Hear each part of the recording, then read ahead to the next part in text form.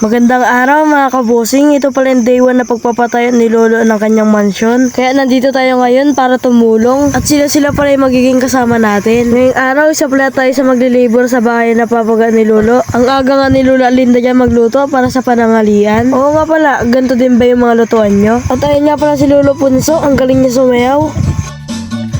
At sinisimulan na nga ni Kojiro yung pagtatanggal ng mga takip ng lata. At nagsimula na nga kami magbutas para sa magiging pundasyon. Bali, ang plano ngayong araw dapat makapagbutas kami ng 4. At ayan nga, si Uncle Ferdinand pati si Kojiro nagle-level na sila. At ayan nga, nakakadalawang butas pa lang tayo. Medyo mahirap nga siyang bungkalin kasi matigas yung lupa. Pero di naman ganun kalalim ang bubutasin natin. Dahil nga nakaluto na si Lola Linda, mananangalian muna tayo. At mukhang mapaparami ang kain natin dito. Kaya ang ulam ba naman, nilagang pata. Tapos nandito pa tayo sa bundok, di masarap kumain. Aminin nyo mga kabosing, di ba tama ako? O siya, ang dami pang salita, kumain na tayo. Medyo marami na kasi tayong gutom. Kaya tara, kain na tayo. Pagkatapos kaya namin mananghalian, dumiretso na kami dito para kain yung pangatlong butas. At ayan naman si Uncle Ferdinand, busy siya sa panunukat. Bali sinusukat niya nga yung lalim ng butas dyan. At inumpisa na nga nila magakot nila Kuya Aldos ng buhangin. Kasi bubuhusan na namin yung mga inukay namin. At ito nga, inumpisahan ko ng buksan tong semento upang mahalin ka. Charot! Joke lang, para mahalo na at may buhos na. At ayan nga mga kabosing, ginamitan na ng lakas si Kuya Aldos. At sinimulan na nga haluin para mabuhusan na ng tubig. Tumulong na nga si Kuya Gilo dito para mapabilis daw yung trabaho. Kaya ayan, paspasan sila magpala ngayon. Tapos parang nagbabadya pa yung kalangitan. Di mo talaga maintindihan ng panahon ngayon.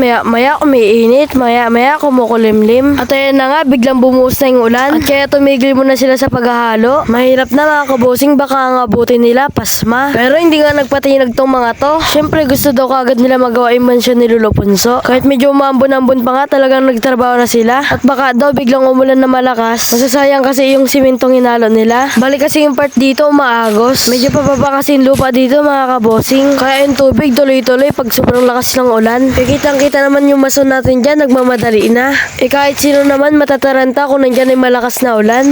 At ayan na nga, nagsimula na magbuhos ng halo. Hindi na nga natin pinakita kung paano binuhusan mga kabosing. Talaga nga kasing nagmamadali tayo dyan kasi pabuhos na naman yung ulan. Kasi ito yung plano natin sa day 1, mabuhusan lahat. Naganda na nga ang pantakip ng sako dyan para sa mga binuhusan. Bali yung plano nating 4 na butas, nabuhusan naman lahat. O diba mga kabosing, puro buhos. At ayan nga, tinakpan ko na yung 4 na pundasyon. Sigurado, malakas na naman yung ulan kasi dumidilim yung kalangitan. Grabe, unang araw pa lang, inulan na tayo kaagad. Pero wala naman nasayang. Hindi pa rin tayo pinabayaan ni Lord mga kabosing. Ginabayaan niya tayo hanggang matapos yung day 1 natin. Thanks Lord. Paano yan? Natapos na natin yung unang araw sa pagpapatayo ng mansyon ni Lolo Punso. Makita ulit tayo bukas sa day 2 natin. O baka hindi ka pa nakapalo sa akin, follow ka na. I-share mo na rin tong video natin mga kabosing.